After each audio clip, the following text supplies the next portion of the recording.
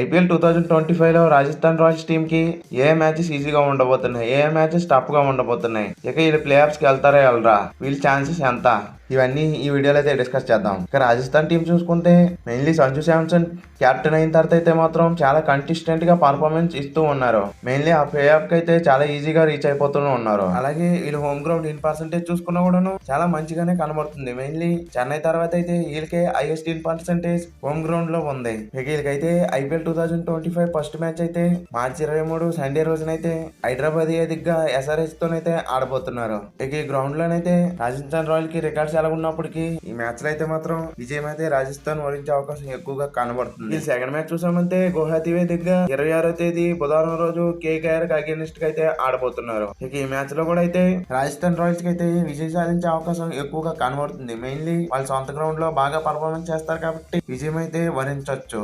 వీళ్ళు మూడో మ్యాచ్ చూసామంటే మార్చి 30వ తేదీ అంటే సండే రోజు ఇదే ధర్మశాల గ్రౌండ్ లో అయితే సిఎస్కే అగేనిస్ట్ గా అయితే ఆడబోతున్నారు. మెయిన్లీ వీళ్ళ సొంత గ్రౌండ్ లో అయితే సిఎస్కే అగేనిస్ట్ గా చాలా మంచి రికార్డులు అయితే ఉన్నాయి. కానీ అది జైపూర్ గ్రౌండ్ లో, కానీ ఇదైతే గువాహతి గ్రౌండ్ లో అయితే ఆడబోతున్నారు. ఈ మ్యాచ్ లో కూడా సిఎస్కే అయితే రాజస్థాన్ టీం డామినేట్ చేసినా చేయొచ్చు. ఎందుకంటే గువాహతి గ్రౌండ్ కూడా రాజస్థాన్ టీం కి మంచి రికార్డ్స్ అయితే ఉన్నాయి. ఈ కారణం వల్ల అయితే సిఎస్కే టీం ని డామినేషన్ చేసే అవకాశం రాజస్థాన్ దగ్గర అయితే కనబడుతుంది. వీళ్ళు మళ్ళీ 2 అవే మ్యాచ్లు అయితే ఆడబోతున్నారు. ఏప్రిల్ 5వ తేదీ పంజాబ్ కి అగేనిస్ట్ గా న్యూ చండీగఢ్ వేదికగా అయితే మ్యాచ్ ఆడబోతున్నారు. ఈ మ్యాచ్ లో అయితే మాత్రం రాజస్థాన్ టీం కి విజయం అయితే కొంచెం కష్టమే. మెయిన్లీ పంజాబ్ సొంత గ్రౌండ్ లో ఆడుతుంటారు కాబట్టి వాళ్ళ టీం వైస్ కూడా చాలా స్ట్రాంగ్ గా కనబడుతుంది. కాబట్టి ఈ మ్యాచ్ లో అయితే మాత్రం కొంచెం కష్టపడాల్సి ఉంటుంది రాజస్థాన్ విజయం సాధించాలి. ఫిఫ్త్ మ్యాచ్ అయితే ఏప్రిల్ 9వ తేదీ అహ్మదాబాద్ వేదికగా గుజరాత్ కి అగేనిస్ట్ గా అయితే ఆడబోతున్నారు. ఈ మ్యాచ్ లో కూడా విజయం అయితే కొంచెం కష్టపడాల్సిందే. అవే గ్రౌండ్ కాబట్టి రాజస్థాన్ టీం కి అయితే మాత్రం అంత ఈజీగా అయితే విజయం అయితే దక్కపోవచ్చు. ఏప్రిల్ 13వ తేదీ వీళ్ళైతే మళ్ళీ జైపూర్ గ్రౌండ్ లో అయితే మ్యాచ్ ఆడబోతున్నారు. ఈ మ్యాచ్ అయితే సండే రోజు ఆర్సీబీకి అగేనిస్ట్ గా అయితే ఆడబోతున్నారు. ఈ మ్యాచ్ లో అయితే మాత్రం రాజస్థాన్ రాయల్స్ విజయం సాధించే అవకాశం ఎక్కువగా కనబడుతుంది. మేబీ ఇది జైపూర్ గ్రౌండ్ లో అయితే ఆడబోతున్నారు. జైపూర్ గ్రౌండ్ లో వీళ్ళకి ఎటువంటి రికార్డు ఉందో మనం ప్రత్యేకంగా చెప్పక్కర్లేదు. ఆర్సీబీకి అగేనిస్ట్ కూడా వీళ్ళకి చాలా మంచి రికార్డ్స్ అయితే ఉన్నాయి. లాస్ట్ ఇయర్ కూడా బాగా పర్ఫార్మెన్స్ చేశారు. ఈ 2 కారణాల వల్ల అయితే మాత్రం రాజస్థాన్ రాయల్స్ ఈ మ్యాచ్ లో అయితే విజయం సాధించే అవకాశం ఎక్కువగా ఉంది. ఇక 7th మ్యాచ్ అయితే ఏప్రిల్ 16న మళ్ళీ బయటకు వెళ్ళి అయితే ఆడబోతున్నారు. ఢిల్లీ వేదికగా ఢిల్లీ క్యాపిటల్స్ తో అయితే రాజస్థాన్ రాయల్స్ ఆడబోతుంది. ఈ గ్రౌండ్ లో కూడా రాజస్థాన్ రాయల్స్ కి విజయం అయితే కొంచెం కష్టపడాల్సిందే. అంత ఈజీగా అయితే మాత్రం దక్కకపోవచ్చు. ఏప్రిల్ 19వ తేదీ మళ్ళీ అయితే జైపూర్ గ్రౌండ్ లో మ్యాచ్ అయితే ఆడబోతున్నారు. శనివారం రోజు ఈ గ్రౌండ్ లో అయితే మాత్రం లక్నో తోని రాజస్థాన్ రాయల్స్ అయితే మ్యాచ్ ఆడబోతుంది. ఈ మ్యాచ్ లో కూడా రాజస్థాన్ రాయల్స్ అయితే మాత్రం గెలిచే అవకాశం ఎక్కువగా ఉంది. లక్నో కంటే రాజస్థాన్ రాయల్స్ అయితే మాత్రం స్ట్రాంగ్ గా కనబడుతుంది. దీని కారణం వల్ల అయితే మాత్రం విజయం అయితే రాజస్థాన్ రాయల్స్ వరించే అవకాశం ఎక్కువగా ఉంది. ఈ 9th మ్యాచ్ చూసుకుంటే మళ్ళీ అవే గ్రౌండ్ కి వెళ్ళి అయితే ఆడబోతున్నారు. 24వ తేదీ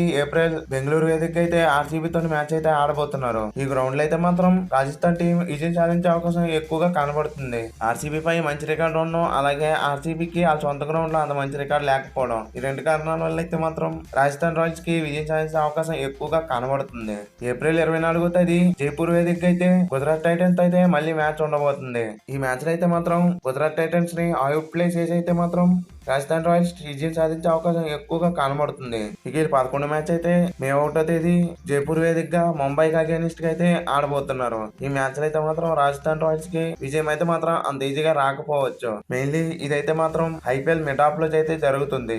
ఐపీఎల్ మిడ్ లో అయితే మాత్రం ముంబై ఇండియన్స్ బాగా పర్ఫార్మెన్స్ చేసే అవకాశం ఎక్కువగా ఉంటుంది. దీని కారణం వల్ల అయితే మాత్రం విజయం అయితే అంత ఈజీగా రాకపోవచ్చు.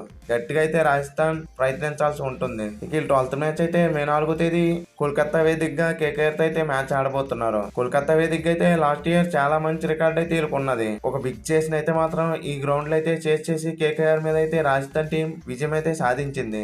మళ్ళీ అటువంటిది ఏదైనా ఇయర్ ఐపీఎల్ లో మ్యాజిక్ చేయగలిగితే మాత్రం ఈ మ్యాచ్ లో అయితే రాజస్థాన్ టీం కి విజయం వరించే అవకాశం ఎక్కువగా ఉంది. ఇక 13వ మ్యాచ్ అయితే మే 12 సోమవారం రోజు అయితే సిఎస్కే అగేనిస్ట్ గా చెన్నై చపాకులు అయితే మ్యాచ్ ఉండబోతుంది. ఈ మ్యాచ్ లో అయితే మాత్రం రాజస్థాన్ రాయల్స్ కి అయితే మాత్రం విజయం అసాధ్యమనే చెప్పాలి.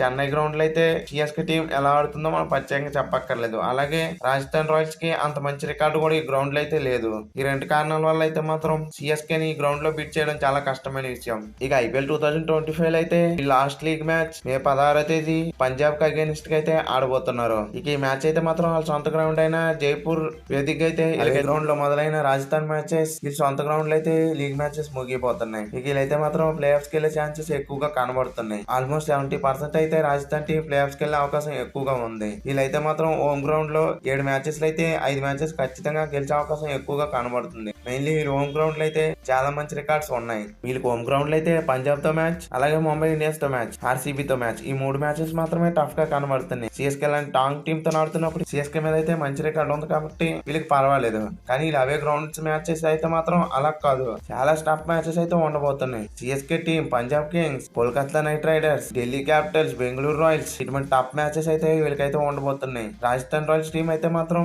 ఫస్ట్ హాఫ్ లో ఎప్పుడు బాగానే పర్ఫార్మెన్స్ చేస్తూ ఉంటుంది. వాళ్ళు స్టార్టింగ్ అయితే మ్యాచెస్ గెలుస్తూనే ఉంటారు. కానీ సెకండ్ హాఫ్ వచ్చినప్పటికీ వరుసగా మ్యాచెస్ ఓడిపోతూ పాయింట్స్ టేబుల్ అయితే ఆ థర్డ్ ప్లేస్ లేదా ఫోర్త్ ప్లేస్ లో అయితే నిలుస్తారు. అదే కంటెస్టెంట్ గా మ్యాచ్ గెలవగలిగితే వీళ్ళైతే మాత్రం ఫస్ట్ లేదా సెకండ్ ప్లేస్ లో అయితే ఉండే అవకాశం ఎక్కువగా ఉండొచ్చు. కానీ వీళ్ళకైతే మాత్రం ఈ సంవత్సరం వాళ్ళ పాత కోచ్ అయిన రాహుల్ ద్రావిడ్ అయితే మళ్ళీ కోచ్ గా రాబోతున్నాడు. సంజు శాంసన్, రాహుల్ ద్రావిడ్ ర్యాప్, వీళ్ళిద్దరు ర్యాప్ అయితే అలా ఉండబోతుంది. వీళ్ళిద్దరు కలిసి అయితే రాజస్థాన్ టీం ని ఎలా లీడ్ చేయబోతున్నారు. ఈ సంవత్సరమైన రాజస్థాన్ టీం కి కప్పు అందిస్తారా? అప్పుడు ఎప్పుడో ఫస్ట్ జరిగిన ఇయర్ లో అయితే కప్పు కొట్టగలిగారు. మళ్ళీ అప్పటి నుండి అయితే రాజస్థాన్ టీం ఆ కప్పును అయితే చూడలేదు. ఐపీఎల్ ట్రోఫీని అయితే మాత్రం ఈ సంవత్సరమైనా కొడుతుందో లేదనేది మీరు కింద కామెంట్ చేసి చెప్పండి friends. Thank you for watching.